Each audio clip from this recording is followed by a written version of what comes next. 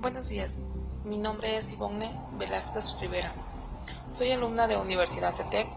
Estoy cursando el cuarto cuatrimestre de la carrera de Administración de Empresas y Dirección. El tema que elegí es el Fondo Monetario Internacional y el Banco Mundial. La relación entre globalización y pobreza, tomada como punto de partida para el análisis de la problemática socioeconómica a escala mundial, permite comprender mejor sus grandes contradicciones que sustentan que el mercado es el único regulador de las relaciones de producción. Una de estas contradicciones es que, pese a los impresionantes avances en el campo científico y tecnológico, los beneficios mayores son para el 1% de la población que reside en los países más desarrollados, al tiempo que por lo menos la cuarta parte de la humanidad sobrevive en condiciones de pobreza económica y miseria social extrema. Hablar del Fondo Monetario Internacional es hablar de conflictos armados y crisis económicas que el mundo ha padecido desde el siglo pasado y que, evidentemente, tiene su origen en el incumplimiento de pagos de países deudores o de situaciones que tienen que ver con los negocios o de posible resurgimiento del fantasma de la ideología comunista. Tenemos que remontarnos al Tratado de Versalles, firmado en el año de 1919 tras haber terminado la Primera Guerra Mundial, en que se estableciera la sanción económica a Alemania para cubrir las reparaciones de las naciones afectadas por el conflicto bélico más grande que la historia había presenciado hasta esos momentos. Dado que a los países perdedores les toca pagar los costos de la guerra, estos impuestos regularmente son en especie y extraen recursos naturales como petróleo, minerales, madera, materias primas, etc. Y es a través de las empresas de los ganadores que se realizan operaciones de extracción y acciones de reconstrucción de pueblos y ciudades que hayan resultado con daños durante la guerra y que están obligados a pagar los perdedores. Si el país perdedor no cuenta con los recursos materiales o económicos suficientes para cubrir los gastos, viene la parte generosa de los ganadores. Es el complemento del negocio. Obligan al perdedor a recurrir a instituciones bancarias para que les otorguen el beneficio de crédito. Como después de la Primera Guerra Mundial no había este tipo de negocio formal, algunos países europeos, y teniendo como líder a Estados Unidos, inician estudios que concluyen en 1944 con la brillante idea de crear el Fondo Monetario Internacional y el Banco Mundial. Una vez que inicia la Segunda Guerra Mundial, los estudios estaban prácticamente concluidos y listos para iniciar operaciones y probar su eficacia y su eficiencia. Dos circunstancias que favorecieron su arranque fue la crisis que afectó a más de un país, conocida como la Gran Depresión Económica, y el conflicto bélico internacional, llamado la Segunda Guerra Mundial.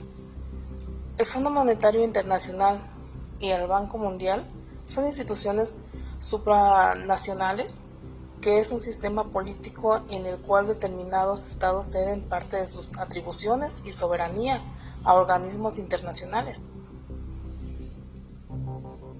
El fondo es una organización integrada por 184 países que, de acuerdo a sus estatutos, trabaja para promover la cooperación monetaria mundial, examina y supervisa la evolución económica y financiera nacional y mundial, asesora e impone criterios a los países miembros sobre las medidas económicas que deben implementar, facilita divisas en respaldo a la política de ajuste y reformas que sirvan para corregir problemas de balanza de pagos y que fomente el crecimiento sostenible.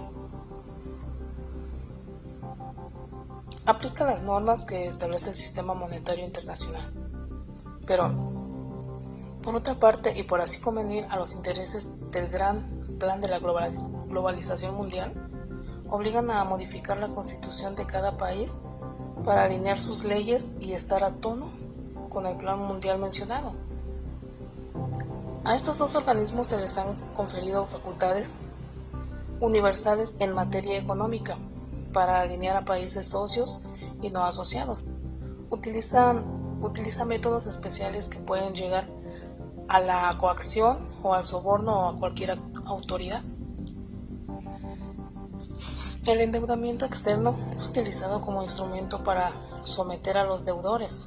Desde su creación, el Fondo Monetario Internacional y el Banco Mundial han violado los pactos internacionales sobre derechos humanos y no han dudado en sostener y fomentar dictaduras donde exista interés. Durante la época de los años 20, los países ricos como Estados Unidos y europeos adoptan políticas para empobrecer a sus vecinos con depreciaciones de sus respectivas monedas.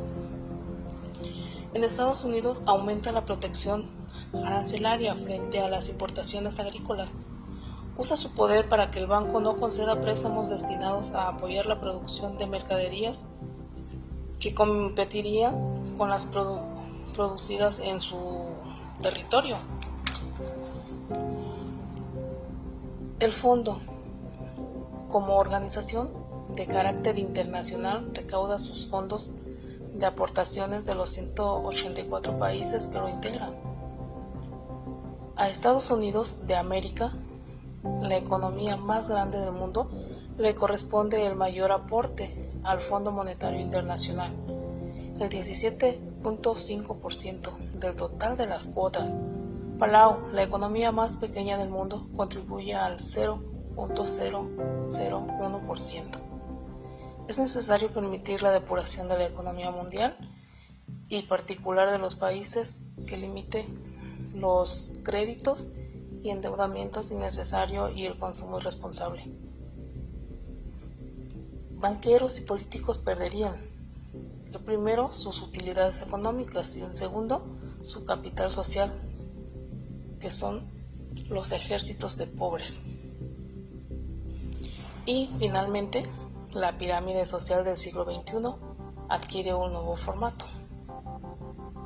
De mi parte es todo y gracias.